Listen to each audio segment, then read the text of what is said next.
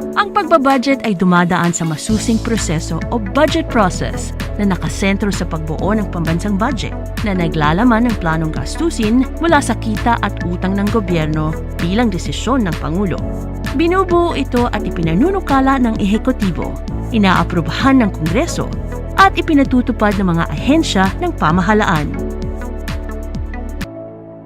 Nagsisimula ang proseso ng pagbabudget sa pag-issue ng budget call na nagsasaad ng mga planong gastusin ng gobyerno.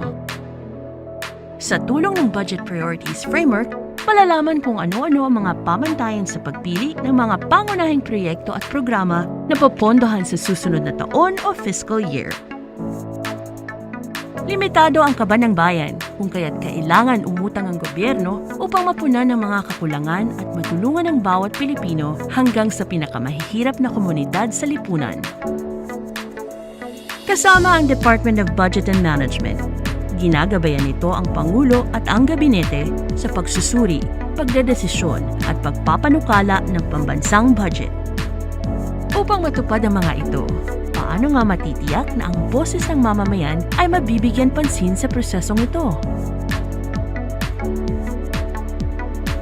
Sa loob ng 7 buwan, binubuo ang panukalang budget at isinusumite ito ng Pangulo sa Kongreso pagkatapos ng kanyang taunang State of the Nation Address.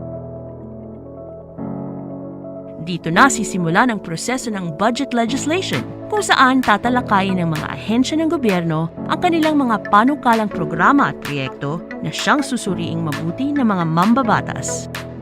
Kung dati, panay numero lamang ang laman ng panukala ng Pangulo sa Kongreso, ngayon, ang bawat itinakdang halaga ay sinasamahan ng nasusukat na resulta, tulad ng bilang ng serbisyo at benepisyaryo at mga detalye ng programa o proyektong nais ipatupad. Sa tulong nito, ang Kongreso ay makakapagpasya kung tataasan o babawasan ang itinakdang pondo ng mga ahensya. Bago matapos ang taon, aaprubahan ng Kongreso bilang batas ang pambansang budget na siya namang lalagdaan ng Pangulo bilang General Appropriations Act o GAA. Upang mapabilis ang proseso sa paghahatid ng serbisyo, ang GAA ay nagsisilbi bilang allotment order.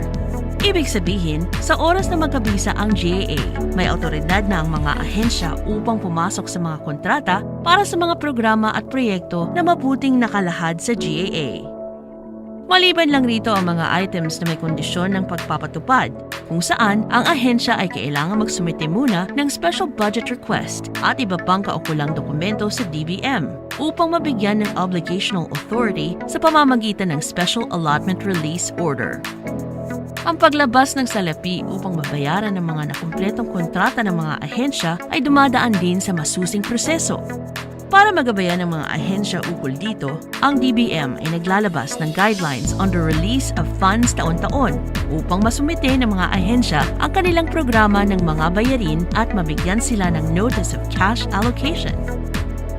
Simula 2019, ipinatupad ang Cash Budgeting System o CBS upang mas mapabilis at epektibong maihatid ang serbisyo ng gobyerno sa loob ng 1 taon ayon sa bisa ng itinakdang budget.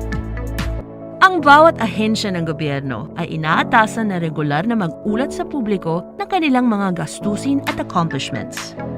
Makikita sa transparency seal na nakapaskil sa kanilang mga website ang taunang budget, performance targets, at mga programa at proyektong ginastusan, pati na rin ang mga kontratang kanilang pinapasukan. Naglalabas din ng mga ulat ang DBM at ang Department of Finance ukol sa paggastos, koleksyon at pangungutang ng gobyerno.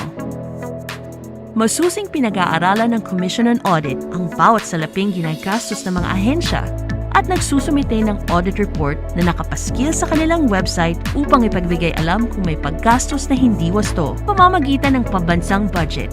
Sinisiguro ng pamahalaan na ang inyong buwis ay may direktang pakinabang sa inyo. Tunay nga na ang bawat piso may kwenta, may kwento. Para sa karagdagang kaalaman tungkol sa budget process, mga reformang kasalukuyang ipinatutupad at mga paraan para makasali sa proseso, bisitahin lamang ang www.dbm.gov.ph.